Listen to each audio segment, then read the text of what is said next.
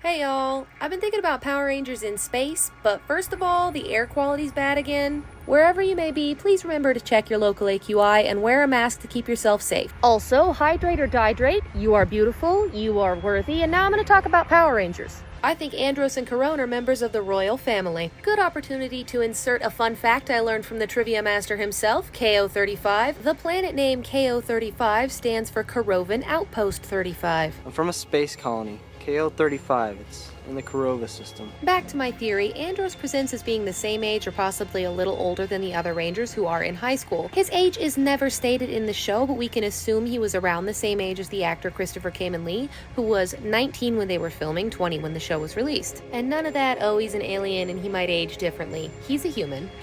You're not from Earth, are you? Earth isn't the only place where humans live.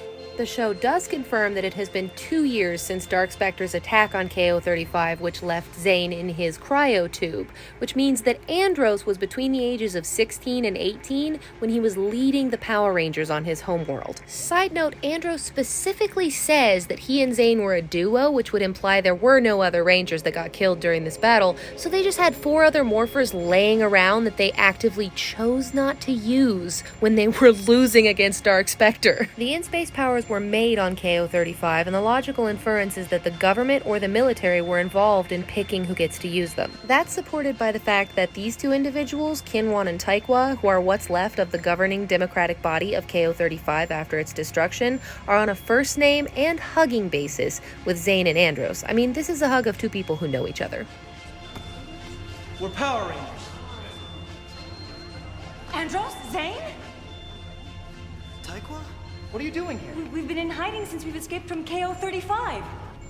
Those are our friends. They're not spies. Given the overjoyed crowd reaction in the background of the scene, and the fact that in a few moments the military refused to so much as even point their guns at Andros and Zane, I would assume that the people recognize them as Power Rangers as well. I mean, they don't seem surprised when they say, "We're Power Rangers." More tangents! A lot of people bring up the fact that the Lightspeed Rescue Team are the first ones to be known by the public and not have secret identities, but I kind of feel like the Alien Rangers and the In-Space Rangers walked so these guys could run. Now, why would the governing body of KO-35 select who, at the time, may have been a 16-year-old to lead the Power Rangers? I know Zordon likes to pick them young, but I don't think the governing body of an entire planet would pick teenagers with attitude, unless that teenager was the child of an important political figure. Say like the remaining bloodline of an outdated monarchy who no longer run the government but still play an important role in politics. These 2 have mad we're rich and we went to private school together vibes. Now why would I assume it is Andros who is the member of the royal family and Zane who's the prep school friend who's just tagging along, instead of the other way around? Well, there's 2 reasons. First of all, Andros was selected as the Red Ranger who is the leader,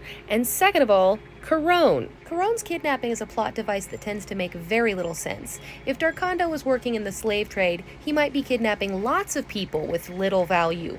But he's only kidnapped 1 person, which would only make sense if it's a high-profile kidnapping, for instance, a member of the royal family. I refuse to let this new headcanon disprove my old one that Darkonda and Ecliptor used to be a couple, and that Darkonda kidnapped a child in a misguided attempt to appease his lover's desire for domesticity.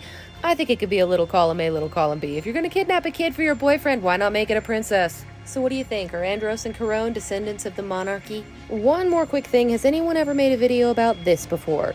Who are these people? What are these costumes? And why do they look so much like Power Rangers with their helmets off? Does this not look like this to you?